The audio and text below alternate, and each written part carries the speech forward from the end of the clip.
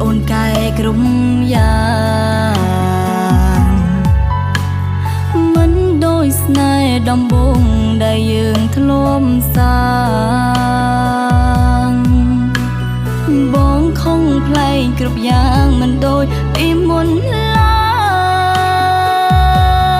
យគ្រាផ្ដើមស្នេហ៍ដំបងអ្វីអ្វីក៏ល្អ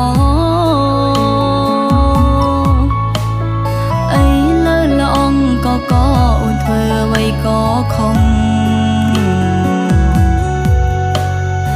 ឬបងមានអ្នកថ្មីទើបរករឿងឆ្លងអូនសែនឆ្ងល់ហុងឬបងអស់ចិត្តមែនទេ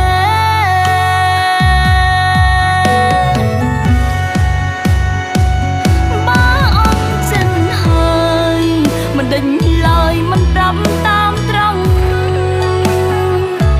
អូនមិនមែនក៏ថ្លង់មិនអាចទ្រាំនឹងទង្វើបងទេពេលនេះអូនសុំបាយបងក៏ព្រមទទួលអូខេលីហើយស្នេហ៍ឡំឡាចាត់ទុកកាត់សាច់មួយដុំឲ្យឆ្កែស៊ីលេ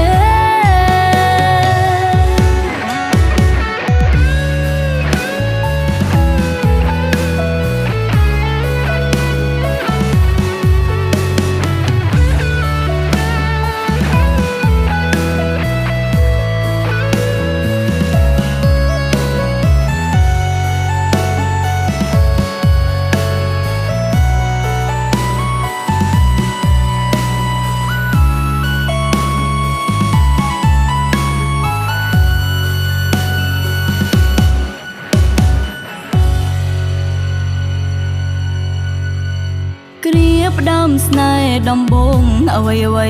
ក៏ល្អអីលើល្អងក៏អូនធ្វើអ្វីក៏ខំ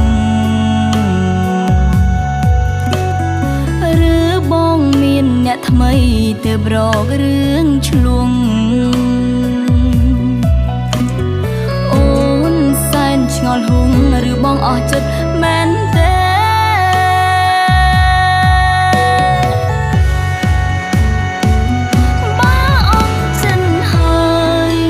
ដេញ